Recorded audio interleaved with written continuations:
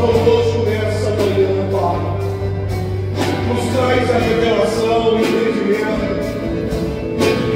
Espírito Santo, toca sobre nós, Pai. Nos instrui, Deus. Nos fortalece através da tua palavra, Pai. Espírito Santo, vem com o teu poder, Pai. Oh, Senhor, toca sobre cada vida, Pai. Espírito Santo, fala ao nosso coração, Senhor. Assim como disse aquele centurião, diga apenas uma palavra para que o meu criado fique curado. Uma palavra para nos curar, Senhor. Nos cura, Senhor. Nos cura das nossas dores interiores. Nos cura das nossas enfermidades internas. Apenas uma palavra, Senhor, para transformar a nossa vida, para transformar o nosso ser, Pai. Nos restaura, nos refaz aqui hoje. Espírito Santo, toca sobre a tua igreja, toca sobre nós, Pai, e usa aqui esse altar. Eu quero ser boca de Deus aqui nesse lugar. Fala, Senhor, revela, Pai, nos dá visão, nos faz caminhar no profético, Senhor, nos dá visão para caminhar no profético, Senhor. Pai, Espírito Santo, é o que eu peço a Ti nessa manhã, Jesus, que todos que entraram aqui, Senhor, possam ser tocados, que todos que vão assistir essa mensagem possa ser tocado, Pai. Em nome de Jesus, levante as suas mãos para o céu e diga assim comigo: Senhor Jesus, fala comigo e transforma a minha vida através da tua palavra, em nome de Jesus. Aplauda o Senhor, igreja, aplauda Jesus. Aleluia! Diga glória a Deus. Porque Deus, bom dia, irmãos.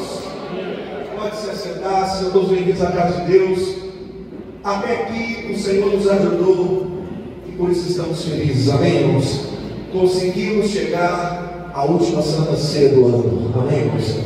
Até aqui o Senhor nos ajudou e por isso estamos felizes em Benezer, amém, igreja? Por isso estamos muito felizes em chegar nessa reta final da nossa última Santa Ceia deste ano. Quantos de vocês trouxeram a sua Bíblia Sagrada? Abra ela no livro de Jonas. Pastor, Jonas é um livro difícil de achar. Se você abrir em Mateus e voltar para o Antigo Testamento, fica bem mais fácil, porque você vai ter só apenas 3 livros para voltar. Jonas, capítulo 1. Jonas, capítulo 1.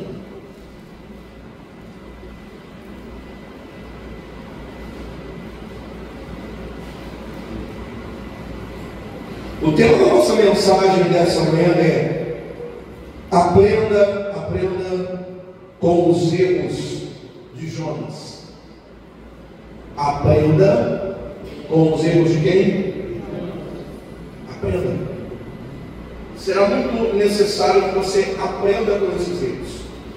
O texto começa dizendo assim: veio a palavra do Senhor a Jonas. Veio a palavra do Senhor a Jonas, filho de Amitai, dizendo: levanta-te e vai à grande cidade de Nínive e clama contra ela, porque a sua malícia subiu até a minha presença.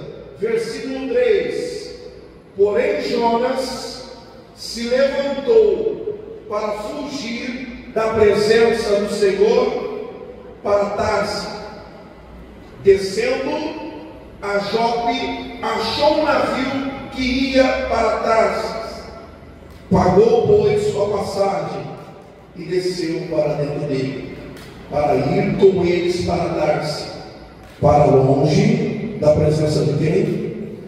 Para longe de quem? Olha para mim, igreja. A gente vê uma postura completamente atípica de um profeta. A gente está vendo o profeta recebendo uma palavra e agindo com uma postura completamente diferente. Bom, se você ouve uma palavra, imagina Deus te falar com você, te entregar algo para você distribuir, e de repente você tem uma postura completamente atípica. A gente não está vendo Jonas se mover na direção da qual Deus havia projetado, mas a gente vê Jonas surgindo com uma outra direção. E a grande pergunta que eu me fiz é essa: por quê? Por que Jonas erra? Por que esse profeta está falhando na sua missão? Por que esse profeta está falhando no seu propósito? Por quê? Aonde é que está o erro de Jonas? A primeira coisa que eu quero que você aprenda nessa mensagem está no primeiro versículo. Preste muita atenção no que eu vou dizer. Temos que alinhar o nosso coração com aquilo que Deus fala. Temos que alinhar o nosso coração com aquilo que Deus é uma das coisas mais difíceis da vida cristã, alinhar o coração com aquilo que Deus. Porque o problema não é o que Deus fala, o problema é alinhar o nosso coração com aquilo que Deus falou. Esse é o problema, alinhar com aquilo que Deus falou. Por que é tão difícil? Olha para mim, irmãos, preste atenção. Por que Jonas está fazendo isso? Porque se a missão dele era o que, irmãos? Pregar. Por que ele está fazendo isso? Porque ele não quer pregar. Porque parece que ele está se recusando a ir para essa cidade chamada Nínive. Naquela época havia uma rivalidade muito grande. Porque os ninivitas pertenciam aos sírios. E a história dos sírios com Israel é uma história de tortura. Os sírios mataram e mataram muitos judeus. E não eram mais simples. Sabe o que é despedaçar alguém e colocar em praça pública? Cabeças, arrancar a cabeça e colocar todo mundo juntos aqui, ó. Vamos colocar aqui, vamos erguer, colocar a cabeça desses homens aqui, para eles nunca mais se levantarem. E quando veio a palavra do Senhor a Jonas, o que Jonas esperava de Deus? Pensa comigo, o que Jonas está esperando do Senhor? Diante desse quadro que eu estou falando. Bom, essa nação só fez mal para a gente, só nos machucou, só nos feriu, decapitou pessoas, pegou pessoas, mataram com toda a barbaridade. O problema deles não era só matar, mas a violência, a atrocidade que eles faziam, decapitavam corpos, espalhavam, deixavam jogados expostos. Então imagina a raiva, o ódio que havia no coração de Jonas. Pensa nisso. Por que é difícil alinhar o nosso coração com aquilo de Deus? Porque é sobre aquilo que nós esperamos de Deus. Bom, vamos pensar. Se você fosse Jonas e você tivesse uma rivalidade, um ódio tão grande, um ressentimento tão grande sobre aquilo que essa nação fez durante anos sobre a sua terra, qual é o sentimento que estaria no seu coração em relação a Deus? Eu espero que Deus faça justiça. Eu espero vingança de quem? Vingança. O que você está esperando? Sentença. Que Deus sentencie esse povo. Chegou a hora da vingança. Chegou o momento do troco. E de repente a gente tem uma postura completamente diferente. Quando a gente olha, só Só dá uma pequena virada de página. Jonas capítulo 4, só para você entender. A raiva que está no coração de Jonas. Você não consegue entender porque ele está fugindo, porque ele está indo para longe. Mas quando você olha no capítulo 4, diz assim: orou ao Senhor e disse: ah, Senhor, não foi isso que eu disse, estando ainda na minha terra. Por isso me preveni e fugi para Tarse, pois sabia que é Deus piedoso, misericordioso, longânimo, grande em benignidade, que te arrependes do mal. Peço, pois, ao Senhor que tire a minha vida. Melhor é morrer do que viver. E disse o Senhor: é razoável o teu ressentimento. Olha para mim. Olha o que o Jonas está falando. Eu prefiro morrer. Eu fiquei com raiva, fiquei com ódio. Imaginar que o Senhor, ao invés de sentenciar, ao invés de acabar com esses 120 mil ninivitas, bárbaros, violentos, o Senhor é misericordioso. Olha para mim agora. Deus está dizendo assim para Jonas: Jonas, eu entendo a sua raiva, eu entendo o seu ódio, eu entendo o seu ressentimento. Mas agora a grande pergunta é se você entende a minha misericórdia. Você entende? Você entende a minha misericórdia? Você entende que eu ia fazer, mas não vou fazer mais, porque essa nação decidiu também se arrepender. Você entende isso? Preste atenção. Por isso que eu disse que é difícil alinhar o coração com aquilo que Deus, porque alinhar o teu coração hoje aqui com aquilo que Deus está falando, você vai ter que começar a agir de misericórdia com as pessoas que não merecem. Olha para o irmão que está sala assim, você consegue? Ou o coração está desalinhado? Desalinhado, né? O Jonas está falando que prefere a morte. Eu morrer, eu pregar esses caras se converter, para mudar de vida, o quê? Prefiro a morte. Olha o ressentimento. Olha o desejo dele, prefere morrer porque o ódio é tão grande, o ressentimento é tão grande. E Deus fala: eu entendo disso. Eu entendo que você está com raiva, eu entendo o que eles fizeram com você, com a sua família, com a sua geração. Você cresce num depoimento desse, a história dos ninivitas, da velocidade, da maldade deles. Eu entendo tudo isso. Mas será que você entende sobre misericórdia? Porque todos nós aqui, quando alguém peca contra nós esperamos o quê? Que ela pague. Justiça é ou não é? E quando nós pecamos, o que a gente espera? Não ouvir? Nós esperamos o quê? Quando nós pecamos, esperamos o que, igreja? E quando alguém peca contra nós queremos o quê? Justiça. Não é assim? Então por isso que muitas vezes é difícil. Deus pode falar, você pode ter entrado aqui no culto, entrado nessa reunião, mas por que às vezes a gente sai daqui não conseguindo fazer? O problema não é Deus falar, o problema é que a gente vai precisar alinhar o nosso coração. E alinhar o coração é remover ressentimento. Vou falar uma coisa para você. É verdade, seu pai foi a pior pessoa. Verdade. Vocês passaram, que você sofreu, que você viveu. E Deus está chamando você aqui hoje para agir com misericórdia. Misericórdia. Sabe fazer isso? Sabe o quanto isso é difícil? Por isso que eu disse: existem pessoas como Jonas que preferem fugir. Existem pessoas que preferem o quê? Preferem morrer do que agir de misericórdia, do que perdoar o pai, Mas você não sabe o que meu pai fez. Você não tem noção. Eu também não tenho noção do que a barbaridade que os ninivitas fizeram. Só de contexto histórico.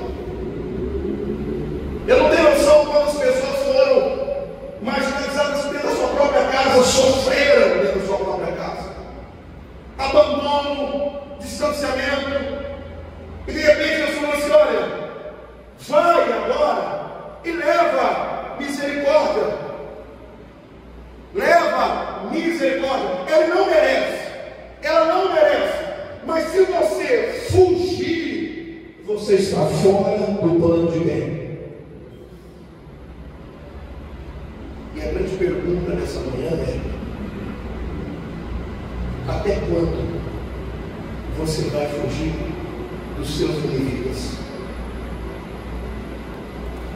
Até quando? Pergunta para o irmão só assim: até quando você vai fugir dos seus inimigos? Quem está entendendo isso aqui? Que dá glória a Deus. Que a mensagem para a gente ajuda. Amém? Até quando que a gente vai ficar fugindo? Até quando? Porque há um Deus dizendo assim: eu vou agir de misericórdia. O próprio Jonas sabia. Deus é misericordioso, Deus é benigno. Ele vai estender graça sobre esses homens, sobre uma nação como essa que eu esperava o troco, eu esperava vingança, eu esperava que ele padecesse, adoecesse, alguma coisa ruim que acontecer. E Deus falou: não, eu estou estendendo misericórdia. Misericórdia. Esse é o primeiro erro de Jonas. O primeiro erro que ele comete. Ao invés de levar a misericórdia, ele prefere o que, igreja? Fugir. Ele não quer alinhar o coração, porque alinhar o coração com aquilo que Deus está falando é se libertar de ressentimento, é se libertar de ódio, é não ser mais prisioneiro daquilo que fizeram. Amém, igreja? Segunda coisa que nós podemos tirar de lição nessa história está no versículo de número 3. Versículo 3 assim: mas Jonas se levantou a fim de fugir diante da face de quem? Do Senhor, para Tarsis. Desceu a Jope, onde pagou a sua passagem, embarcou nele a fim de ir com eles para Tarsis, para longe da presença de quem? Olhe para mim agora. Jonas, nesse exato momento, está perdendo o senso de direção. Senso de direção. A direção que Deus dá para ele, local, ele está indo para uma outra direção. E ir para uma outra direção, ir para uma outra embarcação, fala muito sobre nós, irmãos. Ir uma embarcação completamente diferente fala muito sobre nós. E onde é que está esse erro de Jonas? Está conduzindo a sua vida num barco que Deus não está, num barco que Deus não mandou. Tem muita gente fazendo isso sem perceber. Que está no barco errado e na direção da igreja, porque perdeu o senso de direção, porque antes que direcionava a sua vida era a palavra de Deus, mas agora o que direciona a sua vida é o que você sente. É o que você sente. O que está direcionando a sua vida? Talvez você perdeu o senso de direção, você não percebeu isso, irmão. Tem tanta gente que começa a fazer loucuras e loucuras e loucuras, que ela está na embarcação errada, indo para a direção da igreja errada. Por quê? O que está governando ela? O que está fazendo ela ir para essa direção? O sentimento. O sentimento que Jonas tinha faz ele perder o que, igreja? O senso. Deus te trouxe aqui nessa manhã para você resgatar o seu senso de direção. Amém, igreja? Você voltar a ser guiado por aquilo que Deus fala. Porque, irmãos, existem gente que às vezes começa tão bem, elas começam tão bem na igreja, ela vai, ela cresce, ela prospera, ela liberta, ela está em busca de. Aí chega uma hora, eu não sei o que acontece com algumas pessoas, ela começa a querer ser dirigida por aquilo que ela está sentindo. Há tantos homens na Bíblia Sagrada que cometeram esse erro, até o homem mais sábio do mundo.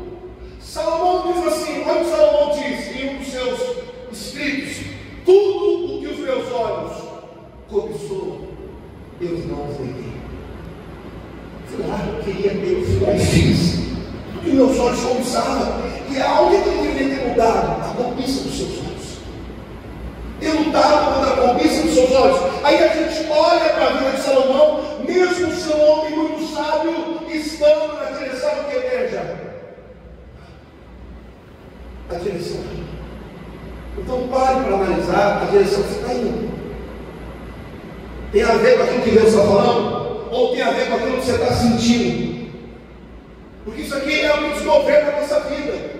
O que está desgovernando sempre a nossa vida é reagir por aquilo que nós estamos de irmãos. Olha o Jonas com raiva, olha o Jonas com raiva. Eu estou com raiva, eu estou com ódio. Estou com ódio. Deus está mandando entregar para esses bárbaros. Eu quero cabeça, eu quero toda coisa de ruim para mim, para a nossa nação. Será que Deus não enxerga isso? E aí ele está no barco errado. Está no barco dos sentimentos, não no barco direcionado pela palavra. E aí é um problema sério, porque a gente começa a ler a história e a gente descobre que de repente começa a vir uma grande tempestade. Tempestade. Terceiro erro, versículo 5, 4 e 5. Terceiro erro de Jonas. Mas o Senhor mandou ao mar. Quem mandou, a igreja? O Senhor mandou ao mar um grande vento e fez do mar grande tempestade, de modo que o navio estava a ponto que a igreja. Então temeram os marinheiros, clamaram cada um ao seu Deus, lançando ao mar a carga do navio para aliviar o peso. Jonas, porém, descera ao porão, onde deitou e dormia no profundo sono. Olhe para mim, igreja. Bom, de repente, está tudo tranquilo, parece que está tudo certo. Olhe para mim, preste atenção. Quando a gente está sendo governado pelo nosso sentimento, às vezes parece que está tudo certo, está tudo dando, tudo belezinha, está bonito, está certo. Mas de repente, Deus precisa ajustar cursos. Olha para mim, Deus precisa ajustar o quê?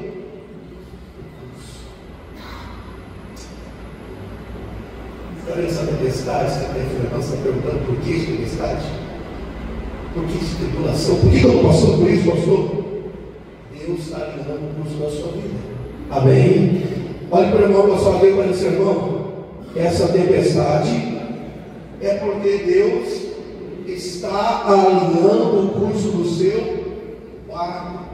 A tempestade começa, o desespero entra.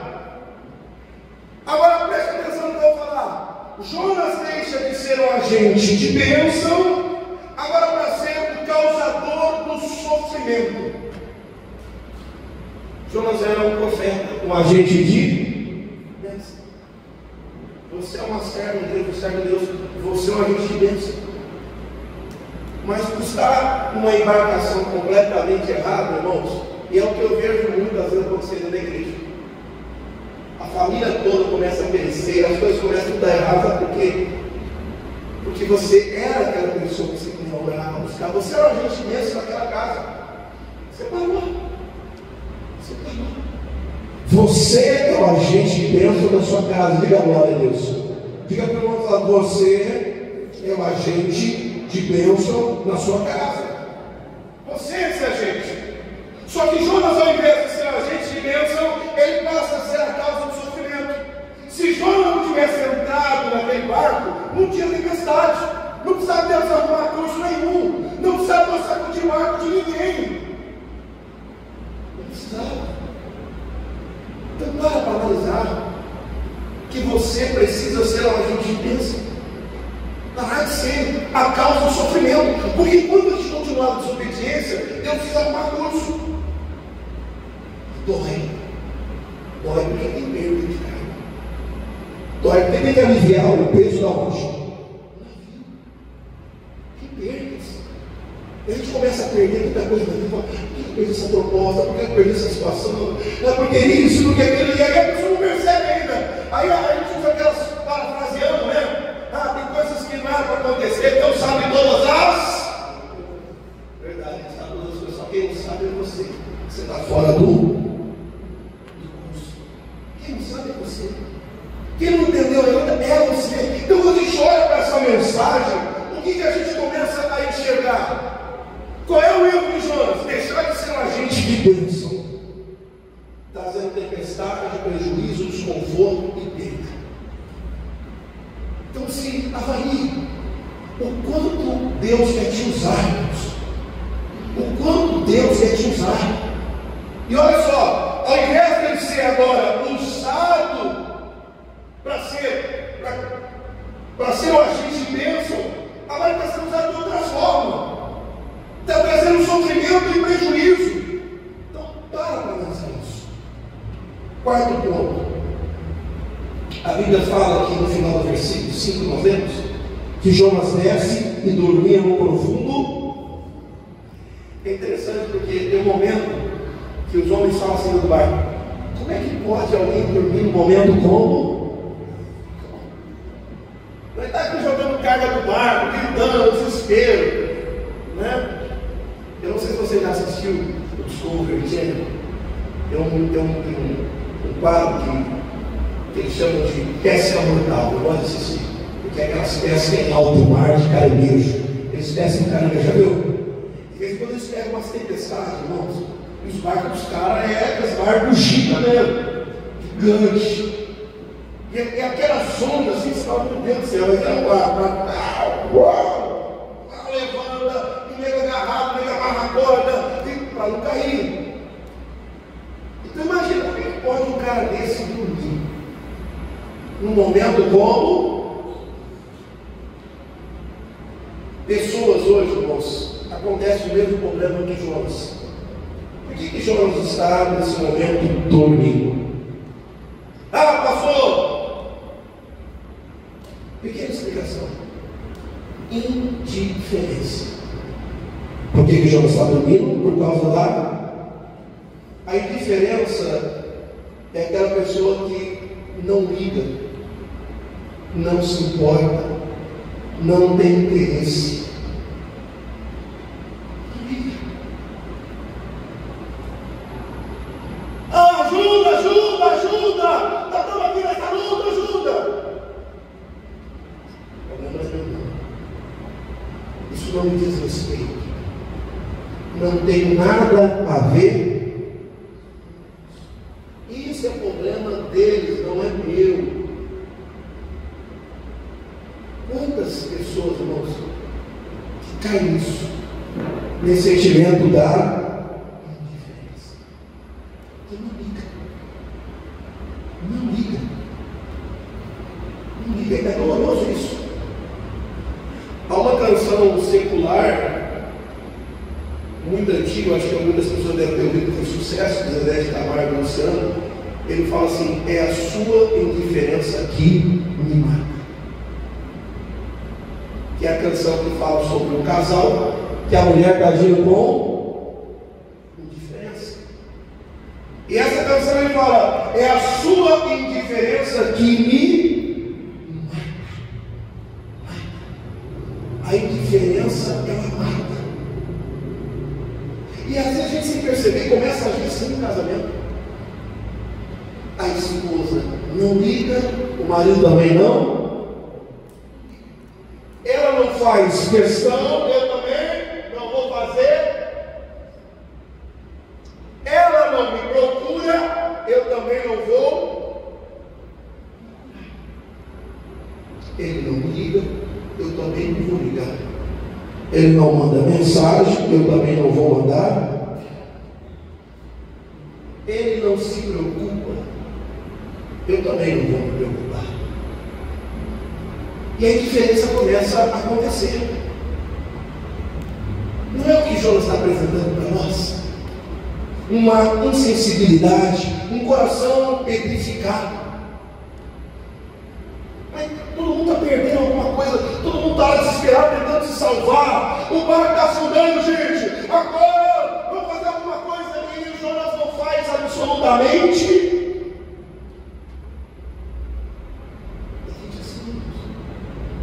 Por que a minha casa está assim?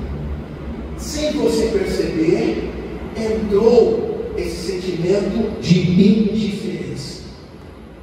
Ah, pastor, antes eu ligar, agora nem. Não liga, não liga. Eu não chego mais na cabeça aí, não, pastor. Ixi. Não me importo mais com essas coisas, não. E a gente acha que esse tipo de sentimento parece que a gente amadureceu, parece que agora a gente está blindado, né? Assim, eu não sofro mais, não fico aí com essas coisas, não me chateio mais, na verdade, irmãos. É indiferença. Não confunda maturidade com indiferença. Amém? Quem está entendendo, diga glória a Deus. Diga para o irmão pastor assim: não confunda indiferença com maturidade. A gente deveria sentir sim, a gente deveria se importar, a gente deveria ligar sim, a gente deveria se importar com o outro, a gente deveria olhar para o outro, olhar para outra pessoa sim. E a gente às vezes começa a cometer o mesmo erro que Jonas. Não me importa. Deixa eles lá, a vida é delas, deixa elas lá. Eu não quero saber mais de nada. Eu não estou falando de você ser intrometido na vida dos outros. Eu estou falando de se importar. Se importa. Eu faço questão sim.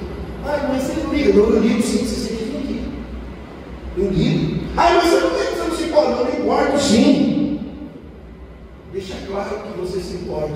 Quem está entendendo, diga glória a Deus. Deixa claro. Mas eu não ligo, você não liga. Não, eu ligo sim. Eu me importo sim. Não, mas por que? Não, eu me importo. A indiferença não vai entrar nessa casa, diga glória a Deus. Eu ligo. Mas não se preocupa não, eu me preocupo sim. Me preocupo sim. Não, você está preciso estar assim. Porque a diferença não vai entrar aqui. Porque é isso que o diabo mais quer na nossa casa. Indiferença. Que a gente esteja no barco, mas esteja no barco dormindo. É isso que o diabo quer. Pode estar no barco. Nós estamos no mesmo. Estar no mesmo barco não significa que estamos na direção. Estar no mesmo barco não significa que as pessoas se importam. E a gente se engana, mas estamos no mesmo barco. Não estamos.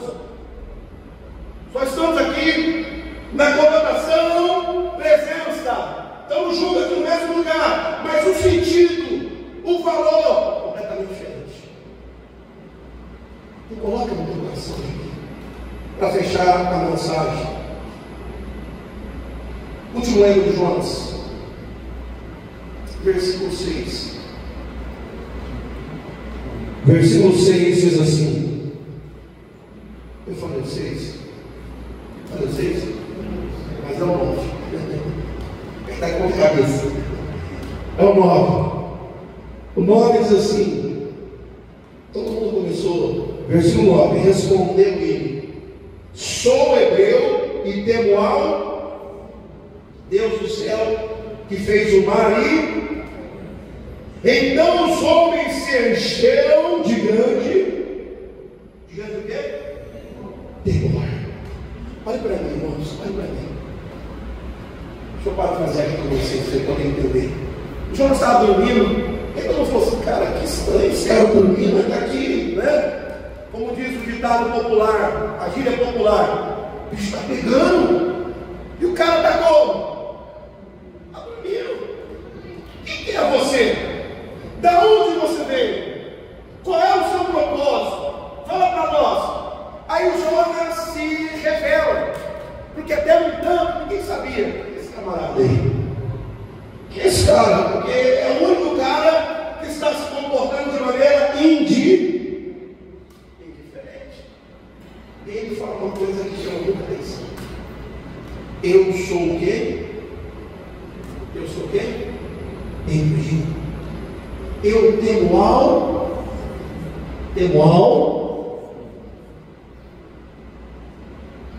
Quando os homens olharam para aquela palavra e falaram, sou hebreu e temo ao Senhor, que fez o céu e os homens se encheram de medo. Olha os homens como medo. Mas olha para analisar. Quem teme a Deus está fazendo o que Jonas faz? Isso aqui é o nosso maior erro. É quando a gente começa a falar uma coisa, começa a viver uma outra, uma vida contraditória. Falamos que somos isso, mas fazemos o quê? Isso. Ele está dizendo que teme a Deus. Quem teme a Deus vai fugir de Deus. A Bíblia diz que ele fugiu da face do para longe. Não é para perto, não, para longe, direção diferente. Se você pegar no mapa geográfico, Tarsis e Nínive são direções o quê? Diferente, oposta mesmo. Quem tem a Deus faz isso? E às vezes a gente sem perceber começa a ver uma vida contraditória. A gente fala uma coisa, mas faz o quê? A gente fala que é de Deus. Não, eu sou de Deus, sou da igreja, sou de Deus, sou da igreja.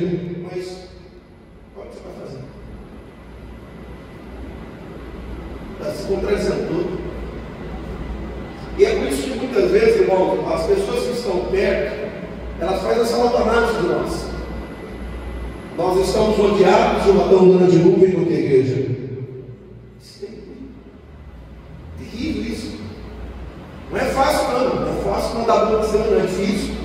A gente é cobrado, né? A gente é cobrado por gente que ninguém faz. Por gente que nem é. A gente é cobrado. Oh, o senhor é pastor, o senhor é da igreja, o senhor é rico, o senhor é obreiro. Mas sim, a gente é cobrado. E tem gente que não pratica nada da cobra, gente. É uma verdade. Ele não pratica absolutamente. É cobra ainda. Espera da gente. Eu lembro um rapaz que estava se convertendo. Na minha época, a gente chamava ele de carinhosamente Neguinho Pacal. Pacal era o pai. Aí ficou ele meio para cá. E a gente converteu praticamente junto, né? E ele com aquela sede de pregar para os nossos antigos amigos, para converter todo mundo, aquela coisa linda e bonita. Só que ainda ele tinha muita fraqueza ainda. Muita fraqueza. E aí, de repente, naquela roda que ele estava, o pessoal acendeu o famoso baseado, cigarrinho de capeta. E era comum o pessoal fuma, e ele estava lá na roda. Aí na hora que chega na mão dele, ele vai pegar o cara baixa na mão dele assim, ó. Pá! Não, você é da igreja agora, você não foi mais ser não. Você é da igreja agora, tá doido? Ele contou, rapaz, Deus me deu livramento. Né? E ele se está contando para nós. Você lembra? Até alguns instantes estavam ali na roda falando de Deus. Daqui a pouquinho está vivendo uma vida completamente o quê? É por isso que a gente olha para a história de Jonas, a gente vai aprender com esses erros. A gente fazer essa autoanálise. Hoje é um dia importante para isso. Foi o que o apóstolo Paulo disse: se o homem julgasse a si mesmo, não precisaria ser o que, igreja? Hoje é dia de fazer essa autoanálise. Hoje é dia da gente alinhar o nosso coração com aquilo que Deus está falando. Amém, irmãos? É difícil, não é fácil não. Vencer o que a gente está sentindo. Você tem noção do quanto de ódio, raiva que Jonas estava?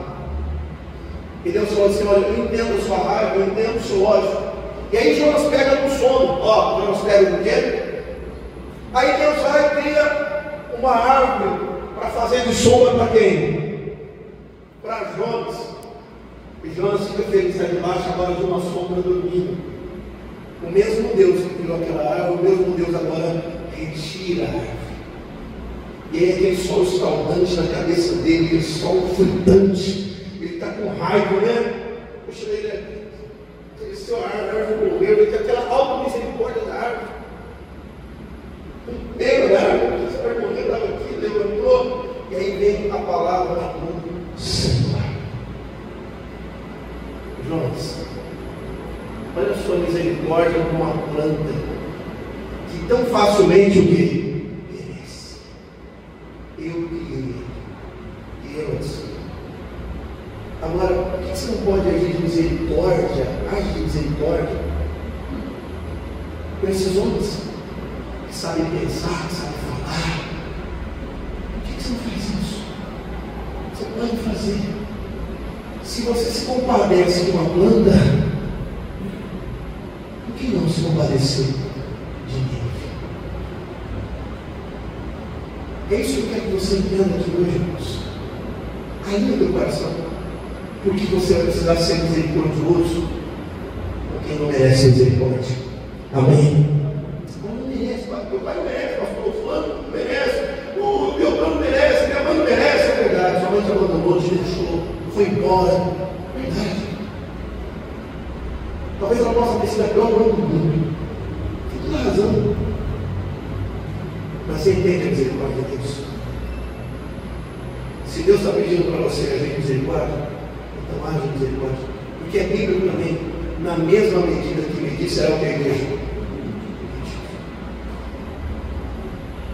Porque não esqueça, na mesma medida, se você só quer justiça, cuidado, que também você terá justiça, você não terá misericórdia. Não esqueça disso. Amém, igreja? Vamos aplaudir a Jesus bem forte.